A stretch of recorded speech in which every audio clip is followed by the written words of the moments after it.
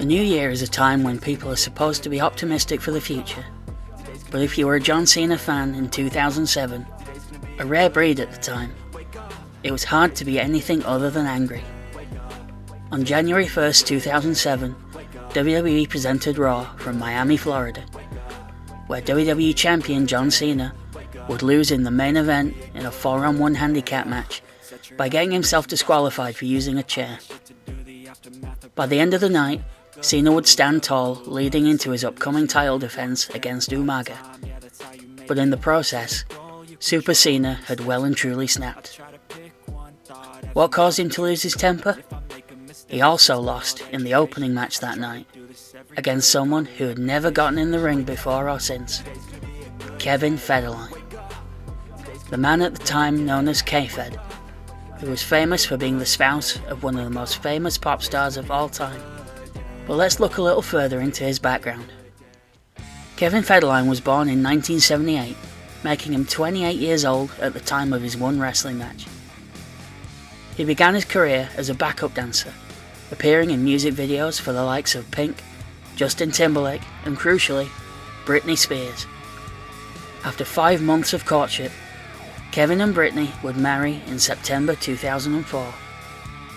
This union was heavily criticised by the media, given that Federline had left his pregnant former partner, actor Shay Jackson, to begin his relationship with Britney, who had her own issues at the time too. Neither's public image was great by late 2006, especially Kevin, who came across in the media as a gold digger. In October 2006, Spears filed for divorce. But also in the same month, Federline would release his own rap album, Playing with Fire, which Britney was an executive producer of. If you're wondering, Playing with Fire was absolutely panned by critics, selling 6,000 copies in its launch week, and it isn't even on Spotify today. I'm only adding this for context, but 6 weeks after Kevin's Raw match in February 2007, Britney would reach her lowest point when she walked into a hair salon late at night and shaved her own hair off, in full view of the paparazzi who had been following her almost constantly for years. In interviews years later, she would claim that the incident that triggered this would be Kevin not allowing her to see her 2 children. This led to the conservatorship that she was kept under until late 2021. Apologies for getting off topic, but that is all relevant to why Kevin Federline was ever in WWE, as he first appeared in October 2006 to promote his album. He would get into an altercation with John Cena, who at the time wasn't far removed from his rapper character, having released his own rap album called You Can't See Me in 2005. For comparison's sake, it's worth noting that Cena's record sold 143,000 copies in its first week, considerably more than K-Fed. The album also introduced the world to The Time Is Now, the song Cena still makes his entrance to in 2022. It's worth noting at this point, for fairness, that the Wrestling Observer noted that Federline was well liked backstage and clearly appreciated his time in WWE.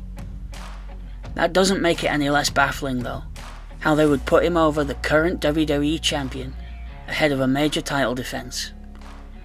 At least it didn't happen close to cleanly. The much anticipated Cena vs Federline match would open the January 1st Raw, which would be riddled by interference, as K-Fed announced that it would be a no DQ match, and would walk to the ring with Johnny Nitro, as he was known at the time. Now he's just called John whatever company he happens to be in tonight. Before the bell, K-Fed stalls to draw even more heat from the crowd, that likely didn't want to see him at all.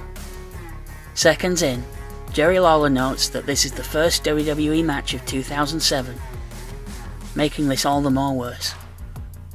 Cena offers Federline a free headlock, which is the exact same way Lawler started his legendary match with Andy Kaufman, so that had to be a callback deliberately, with Lawler sitting at ringside. I'll spare you from a blow-by-blow analysis, but this match was truly awful, ending when Umaga took advantage of the no DQ rules and attacked Cena, leading to K-Fed rolling in and getting the pinfall victory over the WWE Champion.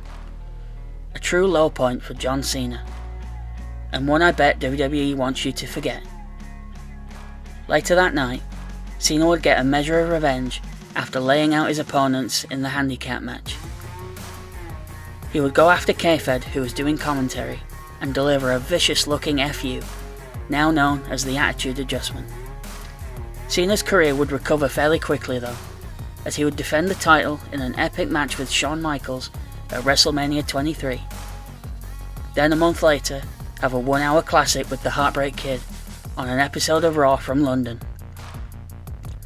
As for Kevin Federline, as best I can tell, he's made more attempts to succeed in the music business, but appears to be working as a DJ as of this year, living a quieter life. To his credit, from recent interviews, Kevin comes across as a devoted father, just not one who should have pinned Peacemaker. I put that image in your head just to make this a little bit weirder. Thank you for watching yet another wrestling channel. If you enjoyed this, please comment, like or subscribe.